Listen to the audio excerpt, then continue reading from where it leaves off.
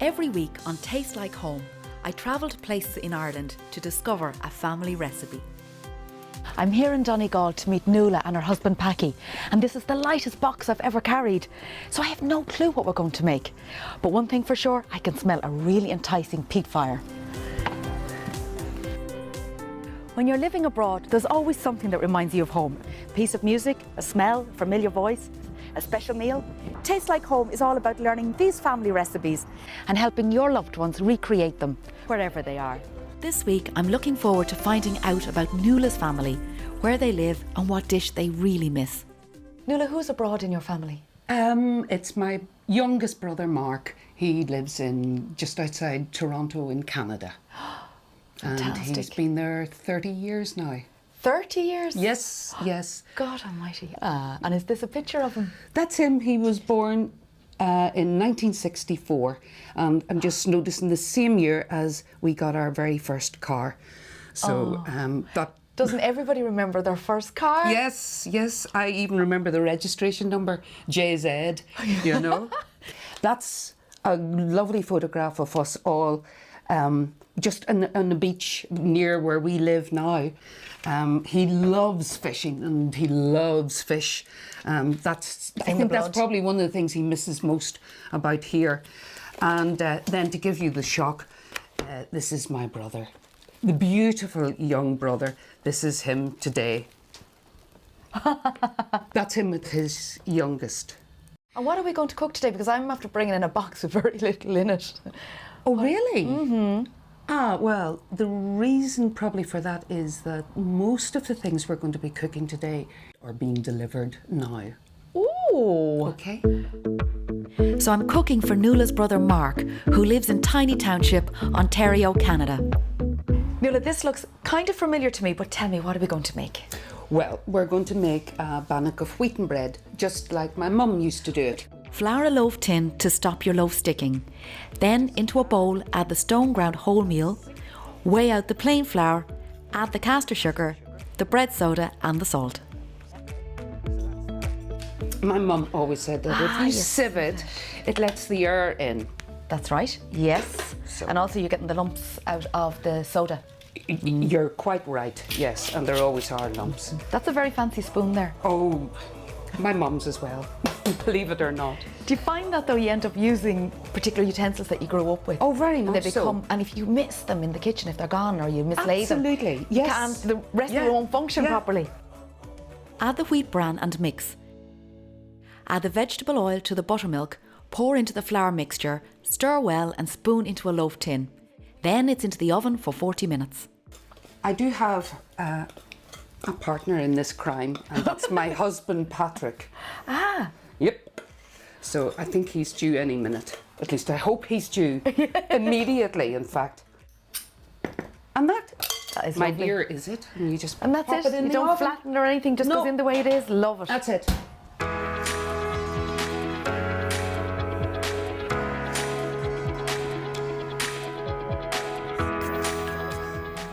If you want to cook this recipe and all the recipes featured in the series, they're available online. Hey, Packie. Hello. Hello. How are you? What have you got for me? This is today's catch. Wow. This is our local lobster. Wow. Fine size. And our brown crab. And these Gorgeous. are our Mulroy Bay scallops. What did you say? Mulroy? Yeah, Mulroy Bay here. Mulroy Bay just scallops. A bay. Yeah, which is a bay just down what we're looking out at there. Based on all this lovely catch, put me out of my misery and tell me, what are we cooking today? What are we cooking? Well, we're going to have scallops cooked over a turf fire. Oh, I've Yeah. never had that. And we're going to have the seafood platter with a mixture of crab and lobster. Beautiful. Patrick cooked the lobster and the crab by putting them in a large pot of water. He left to simmer and then removed the pan from the heat. That side, as I said, it's not going to take a few minutes after the boiling. Don't want to overcook them. Okay. Now, the scallops are going to be cooked in the turf fire, so I'll just do one of these for you. Cut open the scallops, trim away any waste, just keeping the scallop and the roe. And that's it, I don't trim too much at it. I don't even wash them. Yeah. Just keep all the flavour in there. And I put a wee bit of bacon in with it, just to add the flavour, and a bit of butter. Cook on a low peat fire for about 5 minutes. And is this an old family recipe or is this your creation? It's one of my own creations, yeah. I just tried it one night. We had scallops and we had a fire going, and it was... So it's like you start by cooking them in their own juice a little bit, Yeah. and then you finish with the sizzle of the butter. Yeah. Oh, you can't get any better than that. It's warm. That is amazing. Oh, you can smell the it, sea, yeah, and you can yeah. smell the peat. Yeah. Oh, that's lovely. And I've never had anything served to me sizzling just like that. Certainly not scallops. Oh my goodness. That's delicious. Different, isn't it? Mm. Yeah. Mm-hmm. You know All what's the going to happen flavours now? This idea is going to go out on national TV. You'll be famous Yeah. for your fabulous dish and copied many times over. Break open the crab shell and then remove all of the crab meat. And keep all of this, apart from them guys here, what they call the dead man's fingers, which you don't put in. And I'm going to use all this. Quite a lot of meat in this. It actually is, isn't it? Yeah. Now, this is my secret weapon. That's very clever. Yeah, see if I do that? It goes everywhere. Yes.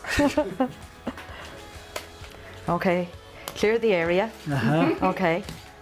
Oh. Well done, well done. Jeannie Mac, that works brilliantly. Yeah. That's a, do you know what? You're a genius. An absolute genius. Add natural yogurt, a squeeze of lemon and a squeeze of orange, and then stir to combine. For Patrick's lobster, break off the tail and the claws and discard the rest. Do that with them too. Takes the meat away from the shell on the inside, and if you don't do that, when you go to bust it, you'll send water. You never told me that. You send water flying everywhere. Drowned every time I do it. Yeah. You come here more often. Crack the shell on the tail and remove the meat. Cut open the tail meat and wipe away the dark discharge. Yeah. Break open the claws while trying to keep the meat intact. Look at these. I mean, you know, the leaves are so important. They're not lettuce. They're, you know, they're actually growing 4 doors away, you know, which is lovely. It's a girl who helps us with the garden who grows these, you know. Well, fruits of your labour, fruits of the sea. Mm-hmm. Looks amazing. Yeah. Shall we tuck in? Yes. Serve with a salad of mixed leaves, tomatoes, avocado and Nuala's wheaten bread. This dish definitely tastes like home to Nuala and Packie. All that remains is for me to have a try. Yeah. That is delicious. Oh, this is a real treat. Catherine, thank you. It's been lovely to meet you, and Likewise. we've really enjoyed working with you. Good luck Thank in you so Canada. much. Thank you both for your hospitality and your warm welcome and your fantastic food.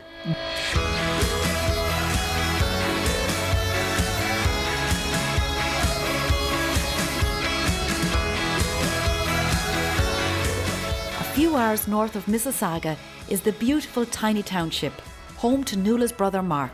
Mark, how are you? Catherine, nice to see you. Lovely to see you. What a stunning place to live. That's gorgeous, and the sun just came out for you. Oh yeah, it's gorgeous here. Are you about to head out on your boat now? I was going to go for a wee rip. You going to come? Oh no, I'll leave you to it. I have a bit of exploring to do. All right, we'll catch up later then. Catch you later.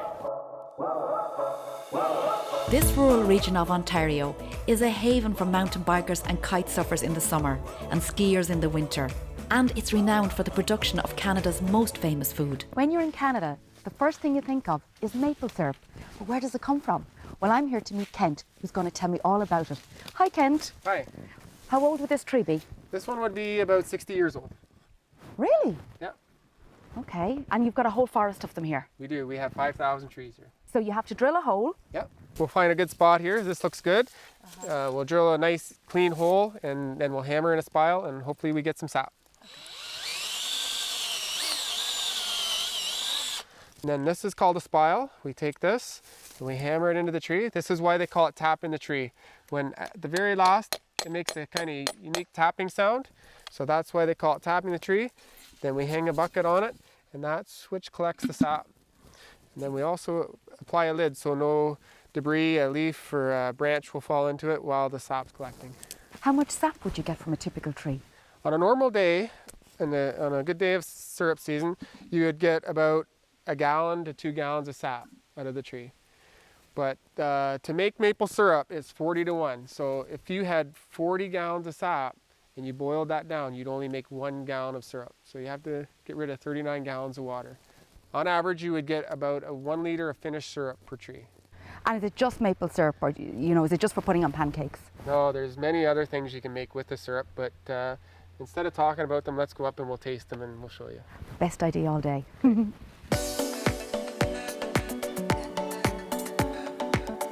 But Kent, it looks like it's not that straightforward. You've got different types of maple syrup, like right. medium amber. At the beginning of the year, on a normal year, you'll make lighter colored syrup, and as the season goes on, it gets darker. So then when it changes, we grade it to the grade that it fits into. And do you make other products with maple syrup? Yeah, we make quite a variety. There's the hard candy, there's lollipops, there's maple butter. They're so cute. And Maple butter? Yeah, and here we have sugar candies as well, shaped like a maple leaf. Oh, they're beautiful. But the maple butter, that's particularly interesting. How do you make that? There's nothing added to it. It's all 100% maple. It really looks very nice and it smells gorgeous. It's got a very unique flavor and texture. That is delicious. I've never tasted anything like that in my life. Yeah, It's really creamy. Yes, it's hard to make, but we make a lot of it here, and it's one of our best-selling products here. I think that is gorgeous. I'm definitely bringing some of that home. Yeah, Oh, these be lucky if it candies- makes it off the flight. These candies are very good too. They're almost consistency of a fudge. Again. It's amazing what you can make from maple tree. With 42 ski runs and 16 chairlifts, Blue Mountain Village is one of the largest ski resorts in Ontario. And I'm meeting Mark here to taste Canada's national dish, poutine. Hi, Mark. How you doing? Are you here for some good sturdy poutine? Ready to try this? Right, let's go. So what's this poutine? Okay, so this is a classic. It has fries, cheese curds and gravy. Fries, cheese, curds and gravy. Right. Right? That's a nacho libre, Is that the low-calorie version? of course.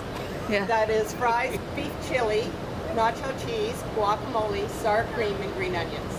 Wow. It helps if you get some of the cheese curd on there. Oh, yeah. I was going to say, you need a fork to do it right. That's pretty tasty.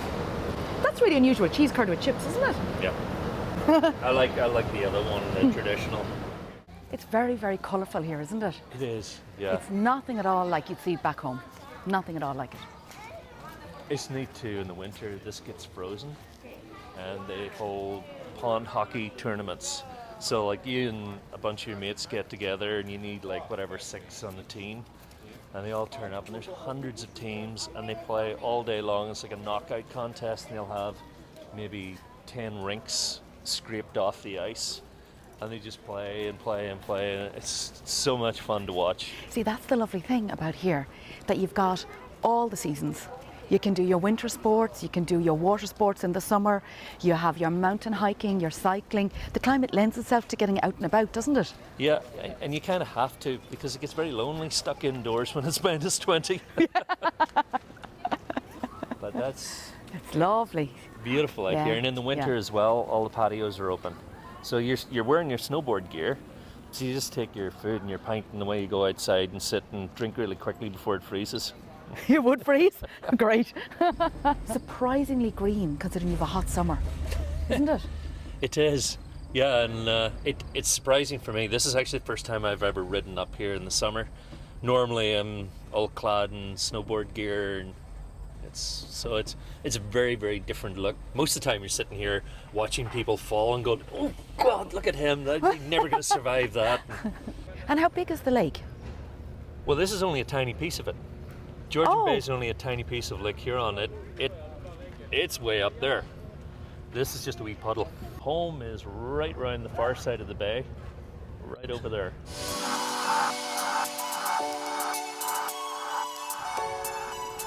The Blue Mountains create a microclimate perfect for apple growing, and Georgian Bay is one of Ontario's largest apple growing regions.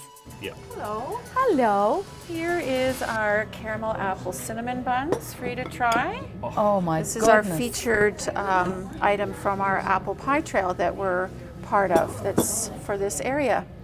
And the apple pie trail is great because it's not just pie. It has all the different restaurants. Some of them have different dinners that feature the apples. But then you can go to other places where you can have spare ribs done with apple. Or you can do, one of our local artists actually does art of all the apples. So it's such a great tour. Yeah. I'm trying to resist not taking it up in my hands and just Oh, biting that in would be there. a little messy. That's why we give you a knife and a fork. Yeah. Yeah, thinking that's a good idea. Yes. And it's big enough to share if you want to. It's been made clear she's not sharing. No. That's gorgeous. Yeah, really lovely. During the week, Mark and his family live in the city of Mississauga, but their lakeside house in Tiny Township is definitely the place they call home. Hey guys. Hi This is guys. Catherine. Hello, Catherine. Hi Marilyn, how are you? Very nice to meet you. Nice to meet Hi, you you. must be Noah and you Yep. must be Finn. Yes. Isn't that right? Well, your dad spent the day showing me a taste of Canada, but he saved the best till last, I think. Yeah, ice cream. huh? I'd say so. Always good and hot day. Very good. We're here a lot. Are you? Yes. Truth be told. But it's your turn to show us something. Oh yeah, I have to give you a taste of Ireland now. Who's going to help me? No takers. I'm on my own. Okay, I'm leaving the washing up for you. That's it. That's disgraceful. It's up to me to teach Mark and Marilyn how to recreate the family recipe and make sure that it tastes like home. Mark, has Packie ever showed you how he does the lovely scallops over the peat fire? I have seen it, yes. It's been a while though. Yeah, it's absolutely sensational. So I really wanted to recreate that for you today, but I struggled a little bit with the peat. Well, actually a lot with the peat. I've no peat. It's tough to get on the plane. It was actually. Have you anything to declare? Peat? No, wasn't going to work. So I have hickory chips in here. So I've taken over your barbecue and I've set up a smoker in your barbecue. So here's what Packie had done, and I thought it was a lovely idea. The little bit of the smoked bacon underneath and a good bit of Irish butter now on top, and then the scallops in their shells, and he just cooked them like that over the peat fire, about 5 minutes. So, you ready for this? You better stand back now. All right. Here we go. We pop her in there, quick as we can, keep the smoke in. Oh, that hurts. And 5 minutes time, I'm hoping I've recreated something that Packie made for me. And Looking I hope it forward tastes to just as good. It's not always easy to replicate a dish or even get the same ingredients when you're abroad. But it is important to pass on all the little tips and tricks that Nuala and Packie shared with me. This was a fantastic way of just getting that excess liquid out of the cloth. There we go, you see? Kind of milk it out. Yeah, it was just like as if I'm talking to you. As the finishing touches are made to the seafood platter, the guests are about to arrive.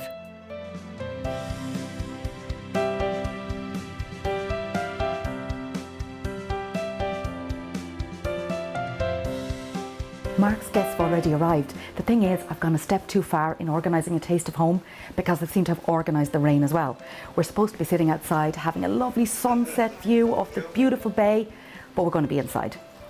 However, I really think I have done Nuala and Packie proud. If I may say so, I think this looks great. I hope for Mark it's a taste of home. Is this from home or is this? No, this is definitely not from Ireland. Red wine is not one of the things we have yet mastered. Beautiful lobster and crab and scallop we can produce, but red wine, no, not. Okay, Mark, this is all for you. Let me clear this space. Nuala said you had a great appetite. This is special from Nuala and Packie, and what you have there is a crab salad with a lovely orange and yogurt dressing on it, and some fresh lobster, and then some garnishes, just as Packie did. So I hope for you, Mark, this tastes like home. It looks spectacular. It looks every bit as good at home. Thank you. Oh, I took the bread.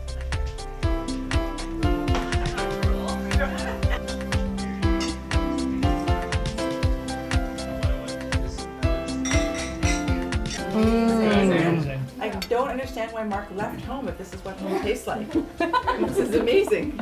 I'm not sure yet. I might need just another wee piece just to convince myself. It's gorgeous.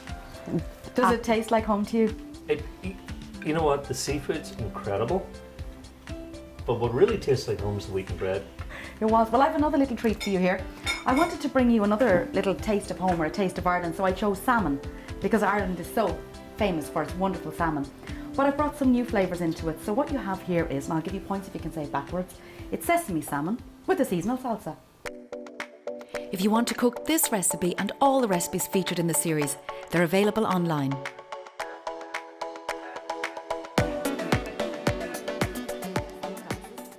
Lightly coat the salmon with the oyster sauce and cover with sesame seeds. In a medium hot frying pan, fry the sesame salmon until just cooked. Be careful not to overcook. For the salsa, cut the mango, strawberries, cucumber and carrot into very small cubes. Add the sugar, salt, lime juice and zest and the rice vinegar and let it macerate. Just before serving, add the freshly chopped coriander. With the lettuce, make some nice bite-sized cups. And add to each 1 cube of salmon and dress with the salsa, adding mostly fruit and veg and just a little juice. Decorate with fresh coriander and serve immediately.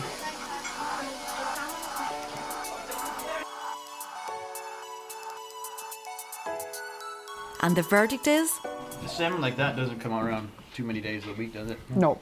Yes, I don't even eat salmon, and I've tried it several times. It was the best salmon I ever had. I agree. Thank you very much. The flavors were just Finn didn't like Very any impressive. seafood. Yeah, no, he loves it. Really Is that right? That was really good. Your And next it's not course. farmed just so that This is something very special because your brother-in-law Packie showed me how to smoke scallops with a little bit of bacon and a little bit of butter over the peat fire, the open fire in their restaurant. However, we couldn't bring the peat into your country without getting arrested.